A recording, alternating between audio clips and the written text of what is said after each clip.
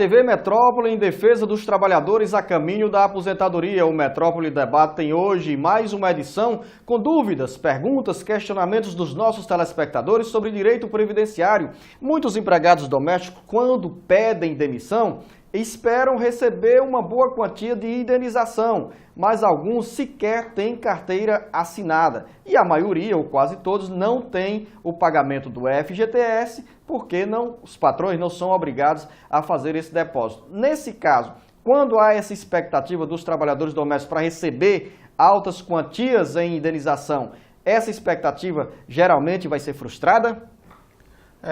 É um dos fatores que elevam um pouco a rescisão de um trabalhador comum, né, um trabalhador de carteira assinada, um empregado, é a multa do FGTS, que é de 40% sobre o seu saldo, e o que ele recebe de saldo do tempo que ele trabalhou, né? Já empregado doméstico, ela não tem essa obrigação. O patrão ele pode optar em pagar ou não o FGTS. Então, quando eles demitem algum empregado doméstico, o que te resta como indenização seria 13º proporcional, férias proporcionais ou férias vencidas, saldo de salário.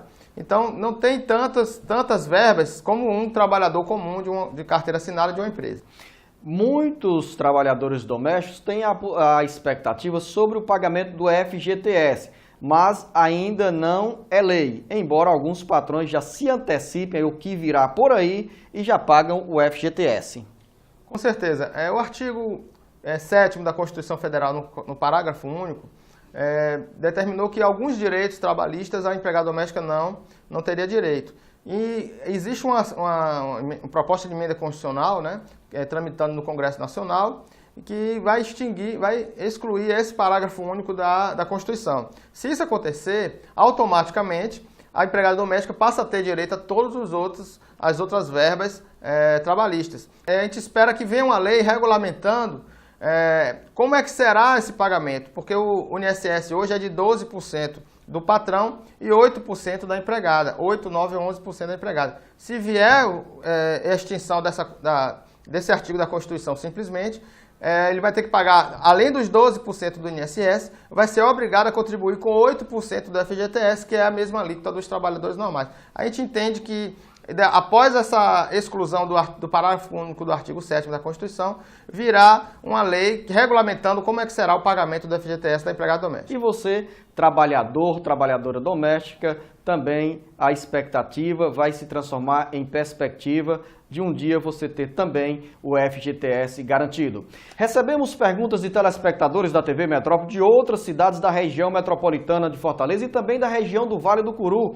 O seu Orismar Freitas encaminhou a seguinte pergunta. Um agricultor deu entrada na aposentadoria em 24 de outubro de 2011, com 50 anos de idade. Recebeu uma carta recusando a aposentadoria, recorreu à justiça, mostrou provas, mas a aposentadoria foi recusada. Ele quer saber, professor Paulo Bacelar, se um dia vai receber uma carta do INSS dizendo que sua aposentadoria foi aceita.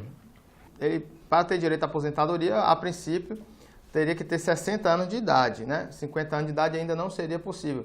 É possível que ele esteja requerendo a aposentadoria por invalidez, algum acidente que ele tenha na agricultura e venha a ter o direito à aposentadoria por invalidez, que independe da idade. Agora, a comprovação da atividade rural ela é feita através de documentos, de provas materiais.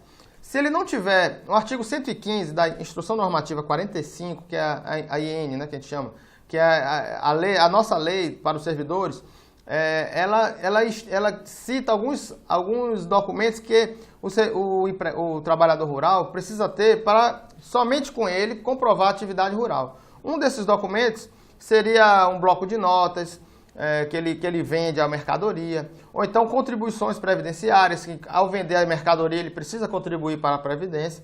Então, se ele tiver isso, basta que ele tenha esses documentos no artigo 115, em que ele terá direito à aposentadoria.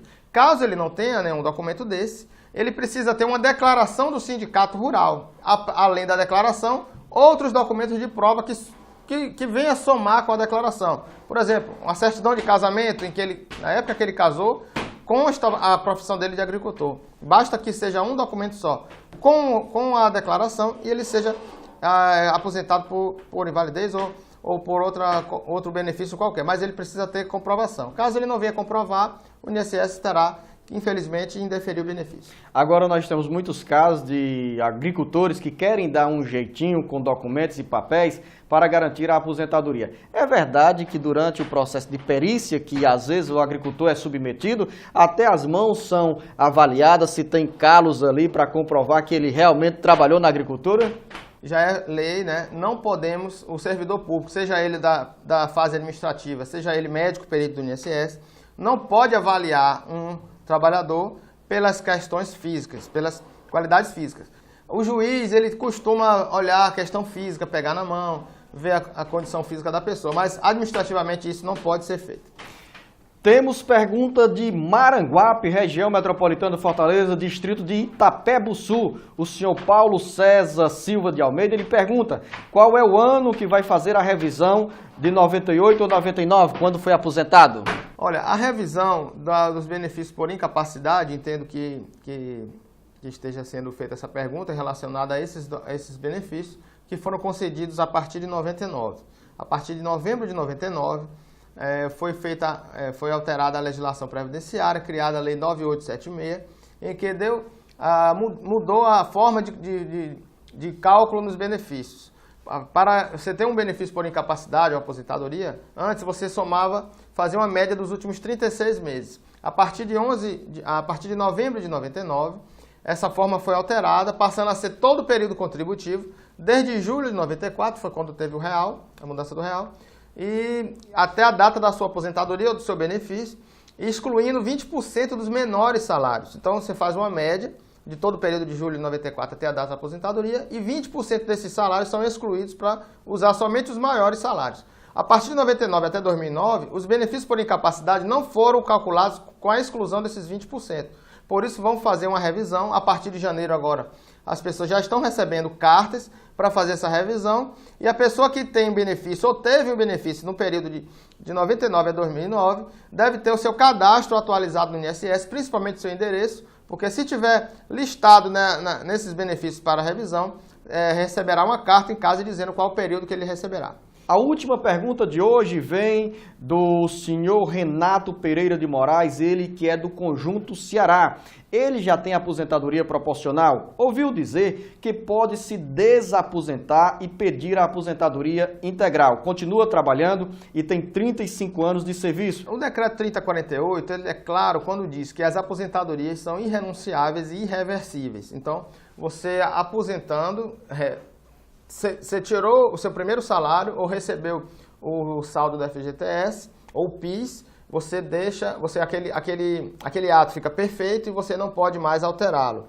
Nenhuma revisão de salários que você recebeu após a aposentadoria, nem contar com o tempo também após a aposentadoria. Isso se chama, convencionou a se chamar de desaposentação, que é você reverter a sua aposentadoria e pedir uma nova aposentadoria contando com aquele novo tempo a partir da aposentadoria. Revisões só podem ser feitas de períodos anteriores à sua aposentadoria. Se aposentou, retirou o primeiro salário ou sacou o FGTS ou o PIS, você não pode mais mudar a aposentadoria. Mas isso tem sido acontecido judicialmente, que ainda não é uma jurisprudência ainda pacífica, né? Existem juízes que você dá entrada e que ele manda você pagar todo o período que você recebeu da aposentadoria, você manda pagar de volta, voltar aos cofres públicos o dinheiro que você já recebeu da sua aposentadoria. Tem outros que não manda pagar, então é uma coisa ainda que vai ser decidido ainda judicialmente nos próximos meses, porque o Supremo Tribunal Federal vai julgar se esse caso é de repercussão geral ou não, para que você possa